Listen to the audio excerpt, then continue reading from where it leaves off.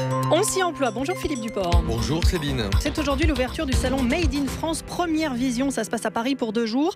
Un rendez-vous pour les professionnels de l'habillement, secteur, Philippe, qui peine à recruter des petites mains. Oui, c'est un salon réservé aux pros, par exemple aux créateurs de mode et aux directeurs de collection qui viennent y chercher des fabricants pour produire leurs modèles. Car ces fabricants, ils ne sont pas en Asie, en Turquie ou au Maghreb, mais bel et bien en France. Le secteur de l'habillement et du textile, ce sont 80 000 emplois. Les affaires sont bonnes, les exportations sont en belle progression. Mais problème, on a du mal à recruter dans ces métiers qui pourtant font rêver beaucoup de jeunes. Un paradoxe et aussi un beau gâchis dans une période de fort chômage. Bonjour Sylvie Chailloux. Oui, bonjour. Vous êtes la présidente de Mode Grand Ouest. C'est une association qui regroupe 105 fabricants de vêtements situés entre la Normandie et le Pays Basque. Vous recrutez 500 personnes par an. Vous dites que vous pourriez en embaucher davantage, mais que vous n'y arrivez pas. Pourquoi ?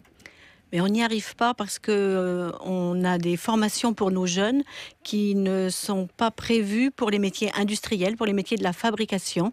Donc nos jeunes ne sont pas du tout attirés vers l'industrie, ils n'ont pas envie d'y aller, on ne les encourage pas à y aller. Donc leur formation ne correspond pas à nos besoins. Nous avons des métiers de production.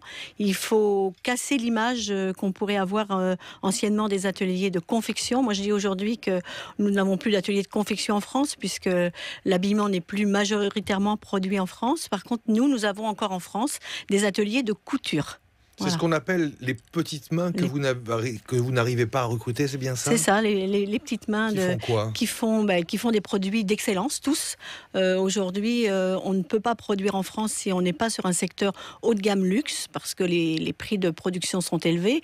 Et donc, il nous faut des couturières. En fait, c'est une formation qui conduit à faire pratiquement le vêtement en entier. Ce sont pas des métiers avec du travail répétitif. C'est un métier d'application. C'est pas du travail à la chaîne. C'est pas du travail à la chaîne. On parle plus de chaîne aujourd'hui. D'ailleurs, dans les ateliers, quand on les visite, il y a plus de chaîne. Les personnes sont plus les unes derrière les autres. Elles sont un groupe autonome qu'on appelle.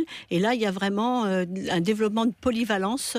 Chaque personne travaille très longtemps en fait sur le produit, même si on reste à morceler quand même le travail pour un souci d'efficacité.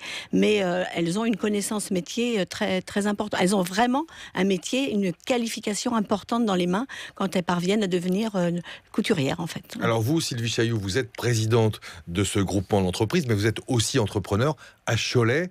Comment vous faites ? Donc, vous avez des postes là qui sont ouverts que vous n'arrivez pas à pourvoir ? Non, là on a une offre d'emploi qu'on a diffusée sur Pôle emploi bien sûr, avec 5 postes ouverts. Donc on va recevoir des CV, mais ce sont absolument pas des gens qui sont qualifiés pour notre métier. Donc on a deux publics. On a des gens beaucoup qui sont en reconversion, des gens surtout des jeunes femmes bien sûr, puisque c'est surtout un métier féminin, qui toute leur vie ont rêvé un jour de travailler dans la couture et puis qui aujourd'hui sont caissières ou sont employés de banque ou toute autre chose. Oui, parce que c'est très à la mode la couture. Il y a même des émissions de télé là-dessus. Ah oui, ça, très à la mode. Dans les jouets aussi, il y a beaucoup. Moi, je suis toujours stupéfaite à Noël de voir tout cet engouement autour de la mode pour susciter des vocations. Donc des vocations, il y en a plein. Et il y a plein de gens en ce moment qui se disent et si je me reconvertissais D'abord, on communique beaucoup. Donc si je me reconvertissais dans ce métier, donc nous, on reçoit ces CV, on essaye de vérifier que les gens ont les aptitudes manuelles pour le faire.